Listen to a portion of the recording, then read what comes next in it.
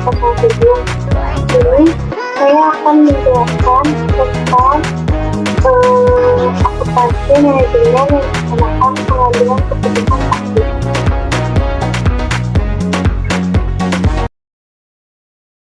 Nah, pembuatan keputusan taktis itu apa sih?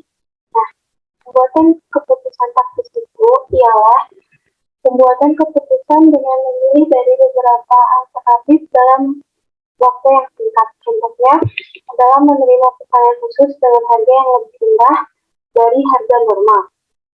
Lalu keputusan taktis harus mendukung sasaran strategis perusahaan secara keseluruhan, meskipun tujuan keberlangsungannya berskala pendek atau jangka pendek. Keputusan taktis yang tepat yaitu keputusan yang dibuat untuk mencapai tidak hanya tujuan terbatas, tapi terguna-guna untuk jangka panjang. Singkatnya, keputusan taktis itu adalah keputusan yang singkat.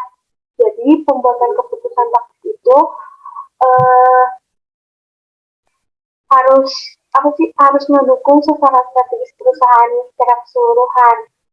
Nah, ada juga model pembuatan keputusan taktis. Model pembuatan keputusan taktis yang pertama ialah kenali dan tetapkan masalahnya. Contohnya ialah meningkatkan kapasitas terbang. Lalu yang kedua ada identifikasi alternatif solusi. Identifikasi setiap alternatif sebagai solusi yang layak atas masalah tersebut, yaitu eliminasi alternatif yang secara nyata tidak layak. Contohnya membangun fasilitas baru, melisting fasilitas yang lebih besar, melisting fasilitas tambahan, melisting ruang untuk gudang, dan membeli komponen produk sehingga tidak perlu memproduksi sendiri. Lalu yang ketiga ada identifikasi biaya yang terkait dengan setiap alternatif solusi yang layak. Klasifikasilah biaya dan manfaat sebagai relevan atau tidak relevan, serta eliminasilah biaya dan manfaat yang tidak relevan dan pertimbangkanlah. Lalu yang keempat ada hitung biaya dan manfaat yang relevan untuk setiap alternatif solusi yang layak. Lalu yang kelima ada menilai faktor-faktor kualitatif. Meskipun biaya dan pendapatan yang berhubungan dengan alternatif adalah penting, tapi keduanya belum mampu menjelaskan secara keseluruhan.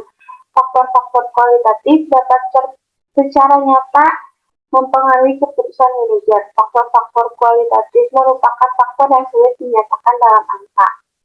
Jadi isinya data doang, nggak ada angka-angkanya. Yang keenam, yang terakhir ada nilai keputusan. Segera setelah semua biaya dan manfaat yang relevan untuk setiap alternatif selesai dinilai dan faktor-faktor kualitatif dipertimbangkan, keputusan baru bisa dibuat. Apa keputusan perusahaan berdasarkan selisih biaya dari kedua alternatif yang relevan kecil dan beban saham menjamin mutu serta kapasitas penuh, maka diputuskan untuk membuat tangkai dan pangkal secara internal. Lalu ada etika pengambilan keputusan taktis. Etika pengambilan keputusan taktis ada beberapa.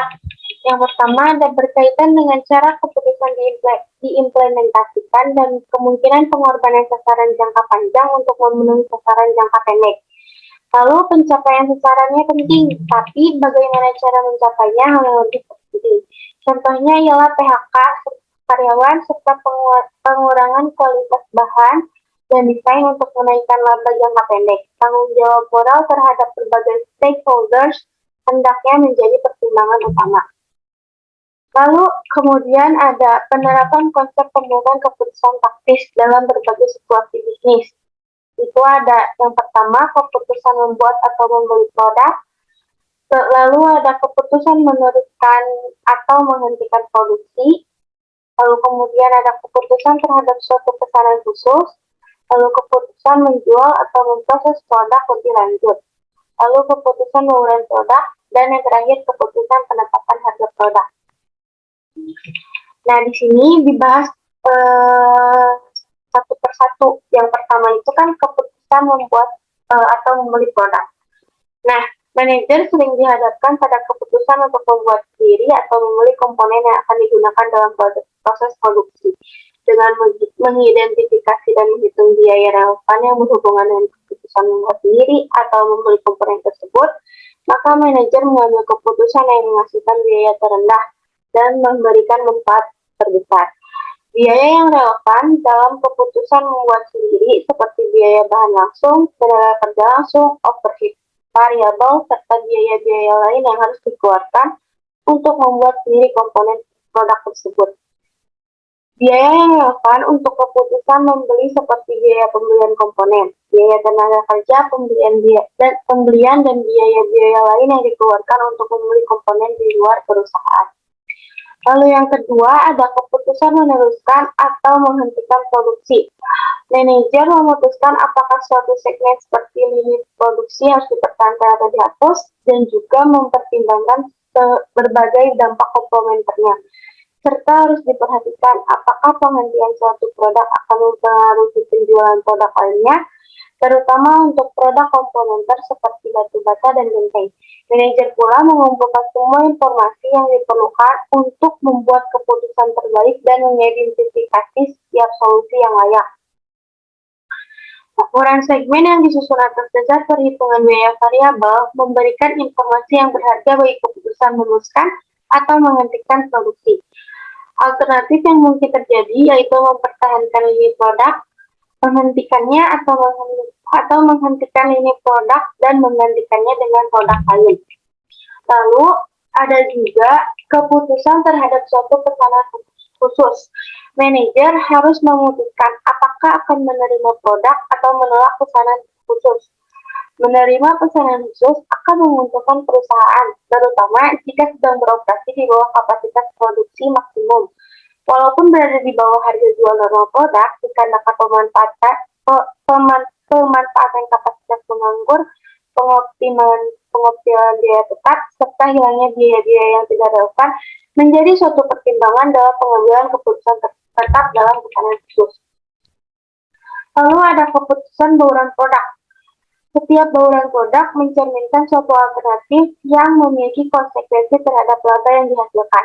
Manajer juga harus memilih alternatif yang maksimal margin kontribusi total, memilih bauran produk yang optimal. Pemilihan bauran yang optimal akan sangat dipengaruhi oleh hubungan antara keterbatasan sumber daya terhadap produk individual. Hubungan ini mempengaruhi kuantitas masing-masing produk yang akan diproduksi dan selanjutnya mempengaruhi margin kontribusi yang dapat dihasilkan.